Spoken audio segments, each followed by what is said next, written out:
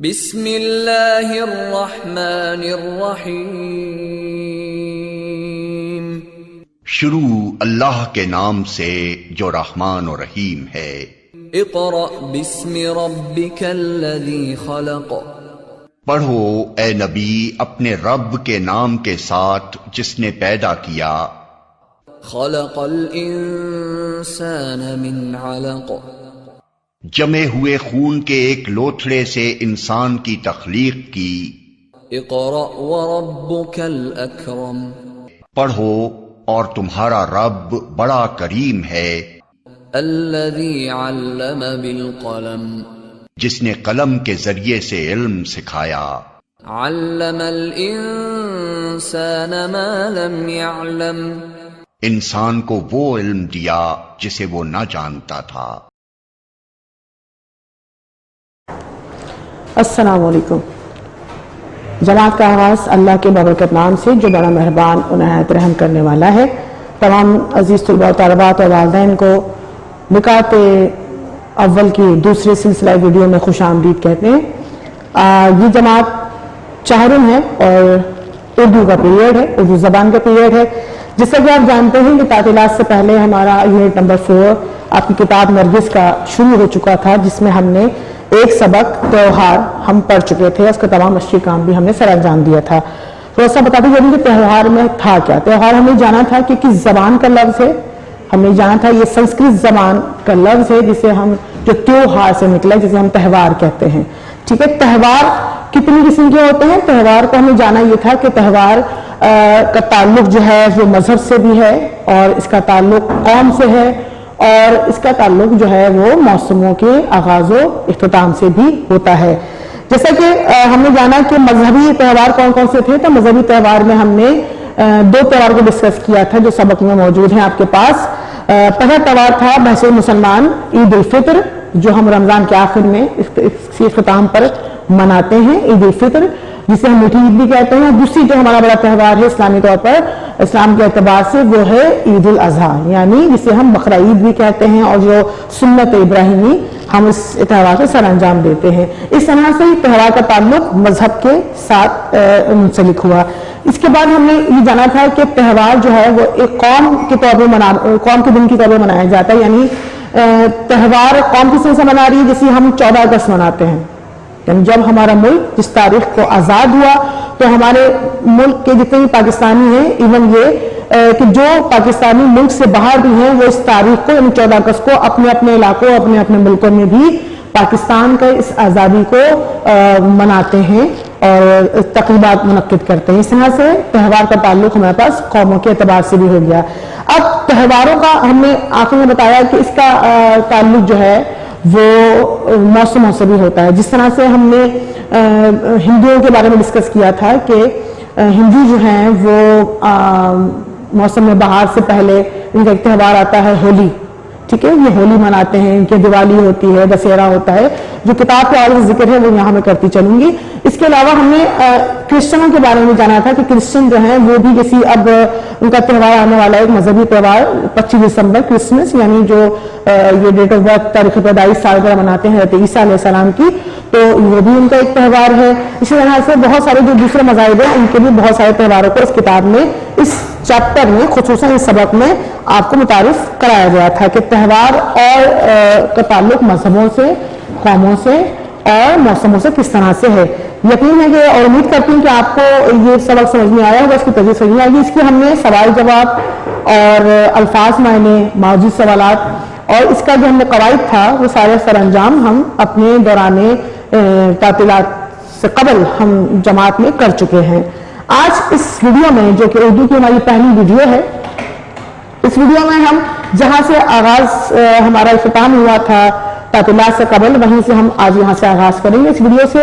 और यहाँ जो हमने पहले आपको पढ़ाना है वो है कवायद। जैसा कि आप उन्वान में देख रहे हैं कवायद। कवायद में हम कौन कौन से कवायद पढ़ने वाले हैं। पहला है हम आवाज अल्फाज, यानी एक जैसे अल्फाज, एक जैसे आवाज रखने वाले अल्फाज। दूसरा है इमले की दुरुस्ती, यानी जो आपके पास गलत इमला आया हुआ है उसे हम किस तरह दुरुस्त करेंगे। तीसरा है मुज़क्कर मोनस, इसको हम अगर हम किसी बेजान चीज के लिए इस्तेमाल करते हैं तो हम तज़कीर और तानीस कहा जाता है मुज़क्कर मुअन्नस को। और उसके बाद हम आखिर में जानेंगे कि खत नवीसी क्या होती है और किस तरह से की जाती है। तो पहला जो कवायद हम यहाँ से आगाज करेंगे, पहला कवायद हमारे पास आ रहा है वो है हम आवाज।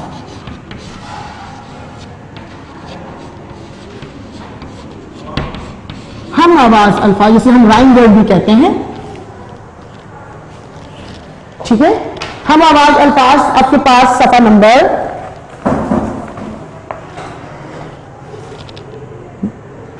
82 जिसे कि आप देख रहे हैं पहले ही आपके पास। इसमें से हम सारे सवाल नहीं करेंगे, चंद मखसूस अल्फाज से सवाल से अंजाम देंगे।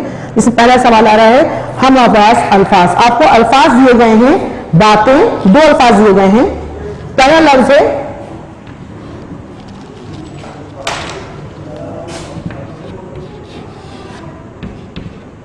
बातें और दूसरा है सुहानी। ये दो अल्फाज हैं, इसके उन्हें आपको तकरीबन 3 ब्लैंक्स बना के दिए कि आपको इन अल्फाजों से मिलती जुलती आवाज के तकरीबन 3 अल्फाज बनाने हैं। इसे हम कहते हैं हम आवाज अल्फाज, राइम वर्ड्स को हम इंग्लिश में कहते हैं। तो बातों से हम बना सकते हैं, यानी ऐसा लफ्ज जिसका जो आखिरी साउंड है वो तकरीबन लास्ट वाले हुर्फ पर इस वाले साउंड की आवाज निकालते हैं। मिसाली तौर पर पहला हदीस में बोला रातें, बातें, तो हम बना देंगे यहां पर रातें।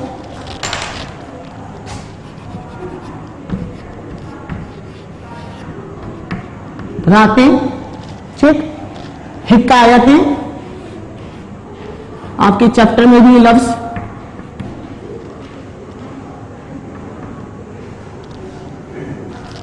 हिकायतें, आयतें, नातें, यानी नात की जमा नातें। अब देखिए ये राइम वर्ड किस तरह से बने, क्योंकि इसका जो लास्ट अल्फाज का जो आखिरी इस पे हुर्फ तमाम हो रहा है, उस तमाम का जो साउंड है वो बिल्कुल एक जैसा है। बातें, रातें, हिकायतें और नातें। इसी तरह से सुहानी, सुहानी की भी राइम वर्ड हमने बनाने हैं। तो सुहानी का हमने पहले बनाया कहानी, कहानी, वीरानी, ईरानी। देखिए इस तरह से हमारे पास राइम वर्ड आपके पास आ गए। पहले आप सबसे पहले जब आप इसको वर्ड को कॉपी नहीं करेंगे तो दिए गए सोल्यूशन के हिसाब से जो आपको प्रोवाइड किया जाएगा, मुहैया किया जाएगा स्कूल की तरफ से, आपने उसको फॉलो करना है। उसी की तरह से अपनी कॉपी में बाकायदा टाइटल पेज पहले बनाएंगे और टाइटल पेज बनाने के बाद आपने इसको अपनी कॉपी में सरंजाम देना है। यानी बहुत अच्छी राइटिंग कोशिश कीजिएगा कि इस दौरान जो वेकेशन में छुट्टियां के पास आपकी राइटिंग में बहुत इंप्रूवमेंट आनी चाहिए, ठीक है। काम बहुत सफाई से कीजिएगा, ठीक, और बहुत तवज्जो से कीजिएगा। हो सके तो फौरी तौर पर काम को इसी वीडियो वाइंड अप हो तो याद करने की कोशिश भी कीजिएगा। तो दोबारा पढ़ लेते हैं जो हम राइम वर्ड बनाए दिए गए अल्फाजों से। बातें, रातें, हिकायतें, नातें, कहानी, सुहानी का हमने बनाया कहानी, वीरानी, ईरानी। अच्छा, इसके बाद अब यहां से हमें लेना है इनमें की दुरुस्ती, इनमें दुरुस्त करना है। आपको यहां पर सफा नंबर 82 पर ही लास्ट में क्वेश्चन दिया गया है, यानी क्वेश्चन नंबर 10, जैसा कि आप इसमें बुक में देख रहे हैं। क्वेश्चन नंबर 10 आपके पास दिया गया है, खाली जगह में दुरुस्त इनमें के अल्फाज लिखिए। मैं दोनों अल्फाज यहां पे लिखूंगी, जो करेक्ट है, जो सही है वो भी, जो इनकरेक्ट है वो भी, दोनों अल्फाज लिखूंगी और जो सही अल्फाज होगा उसे हम टिक लगा देंगे। वही आप अपनी बुक में पहले सॉल्व करेंगे और उसके बाद एक कॉपी में सरंजाम देंगे। तो पहले हम डाल लेते हैं इसकी हेडिंग,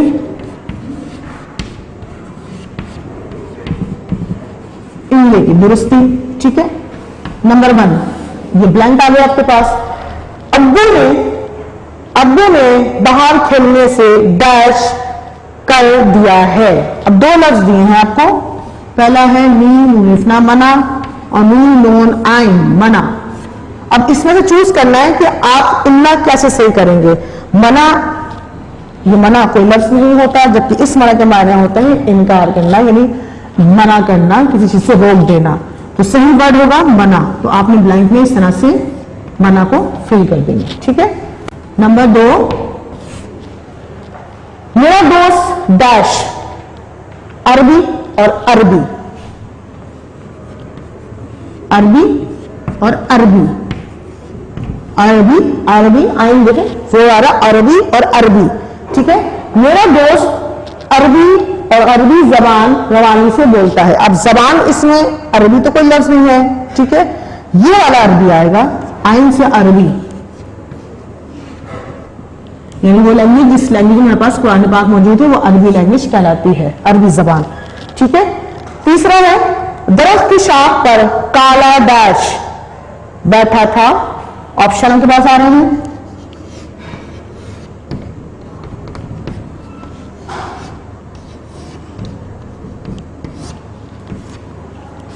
सांप और स्वाप।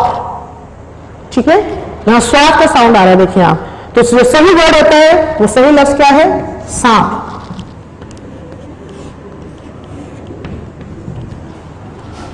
ब्लैंक नंबर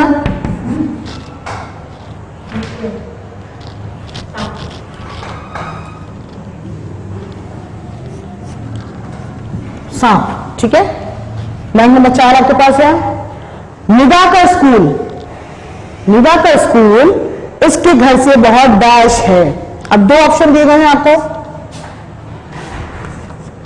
करीब और करीब, तो सही लफ्ज कौन सा होता है?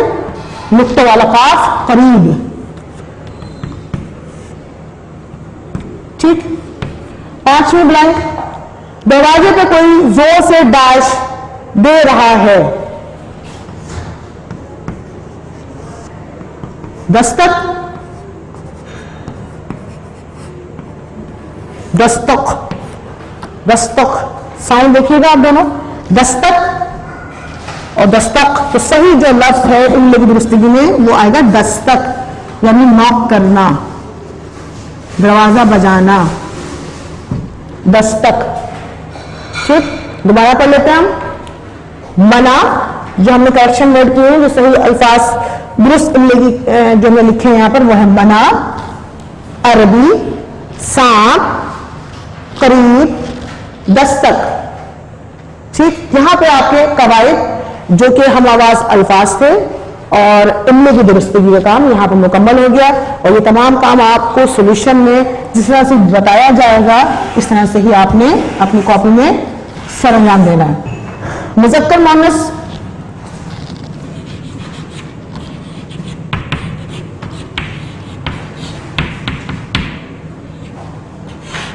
तो जब हम नाम लेते हैं मुज़क्कर मुअन्नस तो आप सही तौर पे जान जाते हैं कि हम जैसी बचपन से पता चले आए हैं अम्मी अब्बू, तो अब्बू है मुज़क्कर, अम्मी क्या हो गई? मुअन्नस।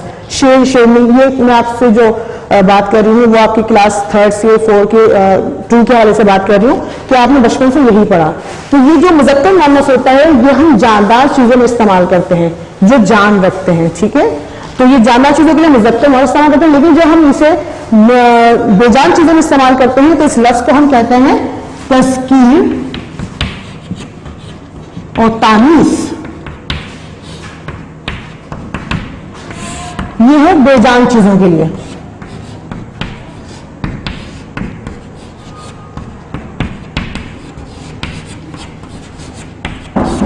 मिसाल के बगैर किताब, पेंसिल, दीवार, चारपाई, प्लेट, तो ये तमाम कहां पे आते हैं? इसके लिए अगर हम कोई आपको ये कहे कि जी इसमें मुज़क्कर और मुअन्नस क्या है, तो पहले तो आप बताएंगे तज़कीर और तारीफ जिसके लिए इस्तेमाल किया जाता है क्योंकि जो बेजान है।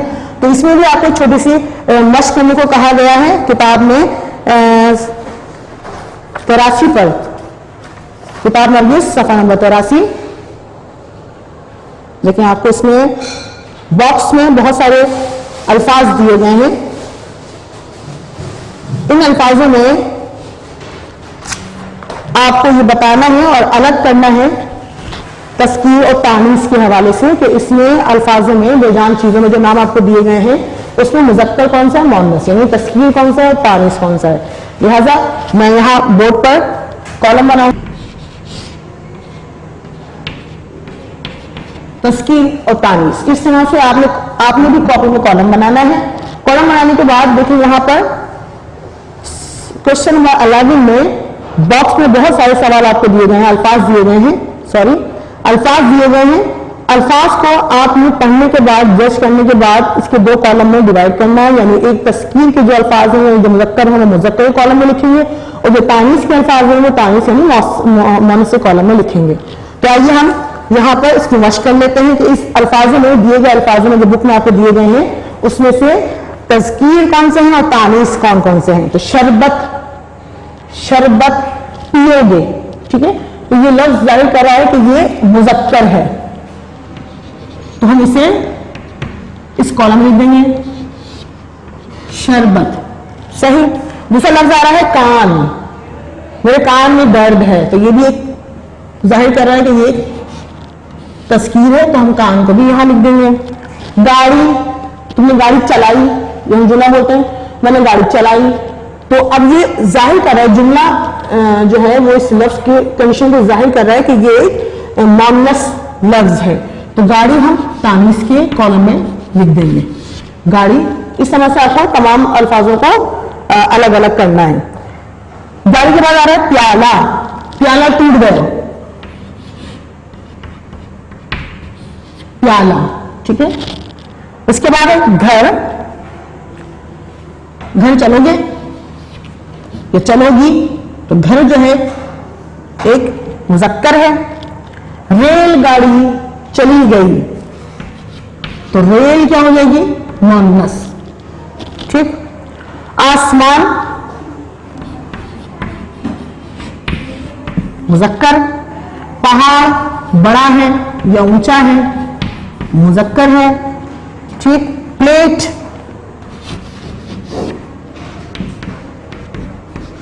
मुअन्नस में आता है प्लेट, मुअन्नस यानी तानीस। उसके बाद झोपड़ी,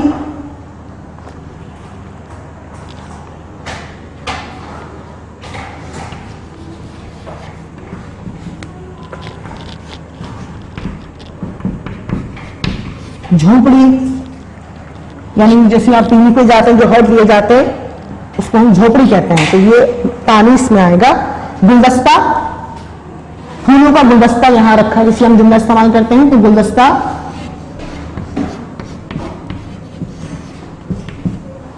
तस्कीर है।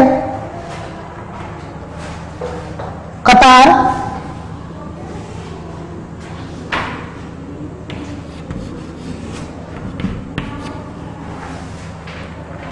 तानीस।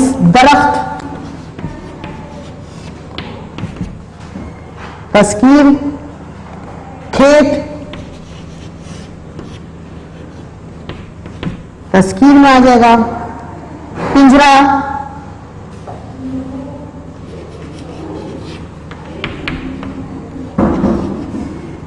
पिंजरा। टांग, तानीस में आ गया टांग, मेरी टांग टूट गई, टांग, मेरी टांग में दर्द है। जाल, यहां कॉलम बना लेते हैं हम, जाल भी इसी कैटेगरी में आएगा, जाल। कैंची, ये जो वैसी लफ्ज जाहिर कर रहा है कि ये कैंची। आखिर लफ्ज है पतंग, पलंग, सॉरी पलंग।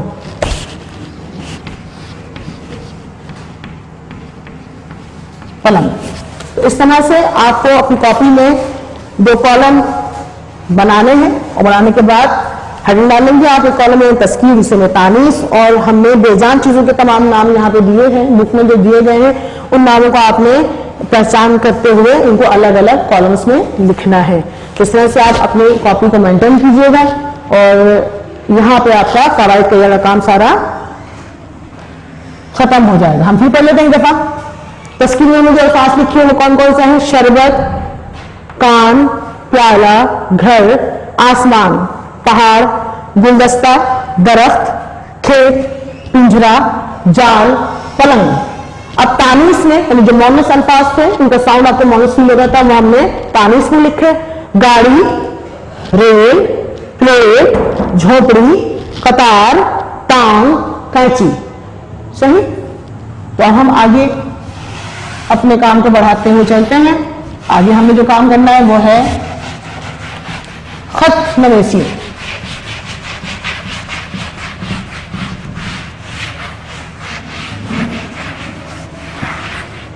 खत्म-नवीसी क्या है? आज तो तरक्की याफ्ता जमाना है, मोबाइल से सारा काम हो जाता है, मैसेज करके कोई भी कहीं किसी मुल्क में बैठा हुआ हो आप उससे बाकायदा बातचीत कर सकते हैं।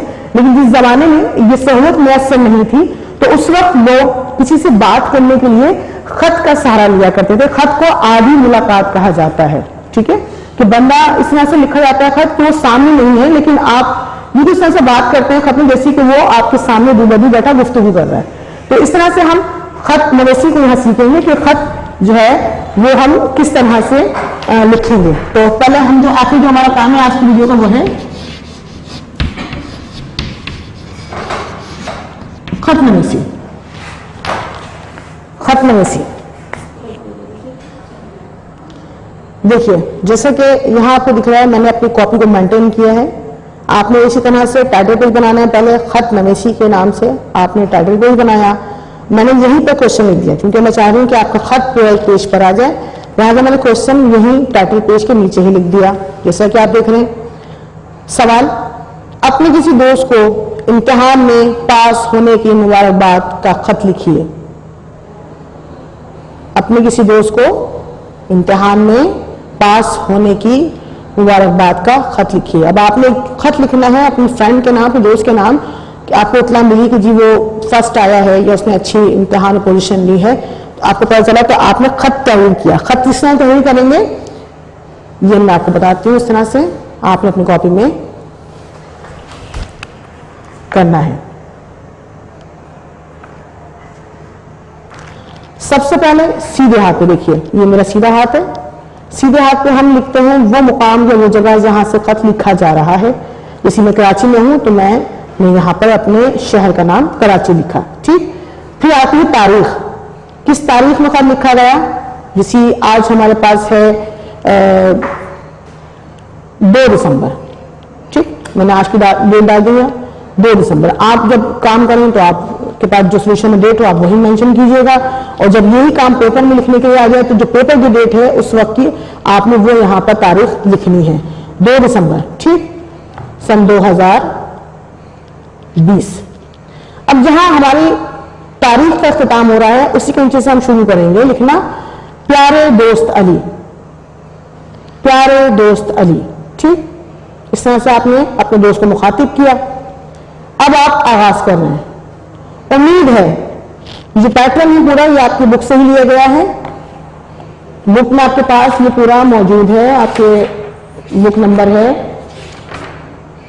पेज नंबर 90 पे आपके पास ये पूरा इस तरह से खत, जिसका इख्तितामिया जो है मैंने आपके दिए गए किताब के मुताबिक ही यहाँ पर तहरीर किया है। प्यारे दोस्त अली, आपने दोस्त को मुखातिब किया। अब आपने लिखना शुरू किया, उम्मीद है कि तुम खैरियत से होगे। हम सब भी यहाँ खैरियत से हैं। मुझे ये जानकर बहुत खुशी हुई कि तुम अपनी जमात में अव्वल नंबर पर आए हो, यानी तुम फर्स्ट आए हो। अल्लाह ताला ने तुम्हें तुम्हारी मेहनत का सिला दे दिया, यानी वही बच्चे जो मेहनत करते हैं अल्लाह उसको उन्हीं लोगों को अजर देता है, ठीक। तो आइए आप उनको ऐसे बात करें जिस तरह से दोस्त आपका उनको सामने ही बैठा है, ठीक। अल्लाह तुम्हें मजीद कामयाबियां अता करें। अब पैराग्राफ को चेंज करेंगे। पैराग्राफ को आपने चेंज किया, क्या क्योंकि यहाँ पर आप इख्तिताम कर रहे हैं खत का। हम सब बेचैनी से तुम्हारा इंतजार कर रहे हैं ताकि तुम्हारी कामयाबी पर एक बड़ी दावत का एहतमाम करें। अपना ख्याल रखना। अब उल्टे हाथ पर आप देखिए, उल्टे हाथ हम यूज कर रहे हैं, सीधे हाथ पे हमने आगाज किया था। अब खत का जो इख्तिताम कर रहे हैं वो हम उल्टे हाथ पे करेंगे, और इसके जो इख्तितामी जुमले ही लगे हैं, तुम्हारा या तुम्हारी दोस्त, अब जो भी है, आप लड़का है तो अपना नाम लिखिएगा, लड़की है तो फिर अपना नाम लिखिएगा। इसमें तुम्हारा या तुम्हारी दोस्त हिना या मोहम्मद, जिससे मैंने लिखा है इसमें कोई भी आप चूज कर लीजिएगा या अपना ही नाम लिख लीजिएगा जो आप उनसे समझें। इस तरह से एक मुख्तसर सा खत मैंने आपको यहाँ लिखना बताया ताकि इजीली शुरू में आपको हल्का फुल्का सा खत इसलिए से बताया गया ताकि आपको नो हाउ हो जाए, आप जान जाएं कि खत को किस तरह से लिखा जाता है। इसमें इसका इब्तिदाइया और इख्तितामिया जो है वो बेहद मायने रखता है। हमेशा इब्तिदाइया इसका सीधे हाथ पे होता है। जब भी स्टार्टअप लेंगे आप खत को, तो वो आप सीधे हाथ से आगाज करेंगे खत लिखना। वो पहले हमेशा आते हुए आपका शहर, इस शहर से आप लिख रहे हैं, उसके बाद तारीख के बाद जिससे आप मुखातिब हैं उसका नाम तहरीर किया जाता है। फिर बीच में जो मतन है, मिसाल के तौर पर जो इसका जो दौरान बीच का जो मवाद है, वो आप अपना मकसद बयान करते हैं। खत लिखने की वजह क्या थी, तो यहाँ पे हमने वजह बयान की। जैसे कि आप देख रहे हैं खैरियत पूछी जाती है सबसे पहले कि आप कैसे हैं, हम भी खैरियत से। इस तरह से खत का हम यहाँ पे स्टार्टअप करते हैं। इख्तिताम में हमेशा इख्तिताम उल्टे हाथ पे होता है, लिहाजा हमने उल्टे हाथ पे ही जुमले तहरीर किए कि तुम्हारे तुम्हारे दोस्त हिना या मोहम्मद जो भी आप है आप यहाँ पर तहरीर कीजिएगा। इस तरह से आपका ये काम जो खत नवीसी है वो आपकी उम्मीद है कि समझ में आ गया होगा। मैं आप चाहें तो एक दफा दोबारा खत पढ़ के बता सकती हूँ। कराची 2 दिसंबर आशिक तारीख डाली हमने सन 2020। प्यारे दोस्त अली, उम्मीद है कि तुम खैरियत से होगे, हम सब भी यहाँ खैरियत से हैं। मुझे ये जानकर बहुत खुशी हुई कि तुम अपनी जमात में अव्वल नंबर पर आए हो। अल्लाह ताला ने तुम्हें तुम्हारी मेहनत का सिला दे दिया। अल्लाह तुम्हें मजीद कामयाबियां अता करे। हम सब बेचैनी से तुम्हारा इंतजार कर रहे हैं ताकि तुम्हारी कामयाबी पर एक बड़ी दावत का एहतमाम करें। अपना ख्याल रखना, तुम्हारा या तुम्हारी दोस्त हिना या मोहम्मद। तो आज हमने ये जाना कि इस वीडियो में जो हमारे इस सिलसिला वीडियो की पहली वीडियो थी जमात चाहरुम के लिए, हमने कवाइद से आगाज किया इस वीडियो का, जिसमें हमने जाना कि हम आवाज अल्फाज कौन से होते हैं। लिहाजा आपके पास 2 अल्फाज बुक में अब दे दिए गए थे, रातें और सुहानी।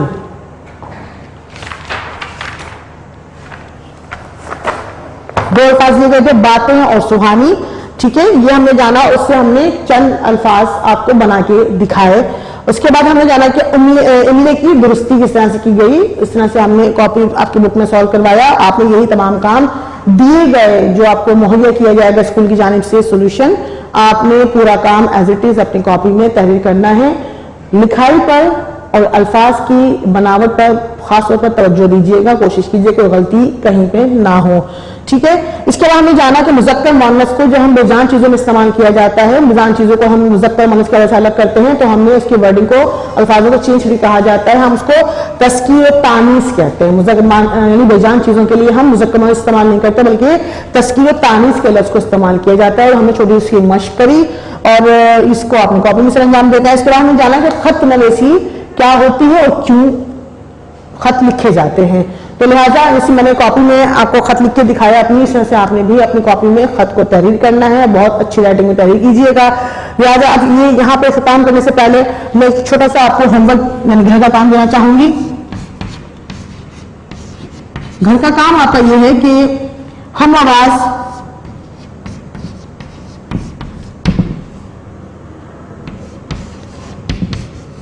अल्फाज दिए गए जो आपको बुक में हमने यहाँ बोर्ड पे भी आपको करके दिखाया, उन्हीं अल्फाजों को यानी बातें और सुहानी अल्फाज, 2 अल्फाजों को लेके ही आपने क्या करना है, मजीद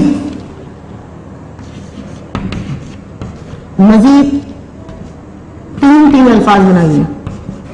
3 तो मैंने बना दिए, अब मजीद 3 अल्फाज अपनी कॉपी में बनाएं।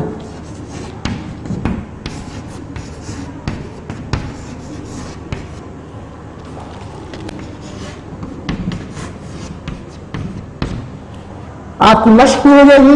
आपको हम आवाज अल्फाज बनाने की भी मश्क आप इसके लिए इस तरह से कर सकते हैं। यानी जो अल्फाज हमने वीडियो में आपको बनाना सिखाए हैं, उन्हीं 2 अल्फाजों यानी बातें और सुहानी को लेकर आपने होमवर्क में मजीद 3 अल्फाज हम आवाज अल्फाज आपको बनाने हैं। ये आपका होमवर्क है। उम्मीद है कि आज की तदरीस आपको समझ में आई होगी। जो ना समझ में आया काम वो आप दोबारा इस वीडियो को देखकर उससे इस्तेफादा हासिल कर सकते हैं।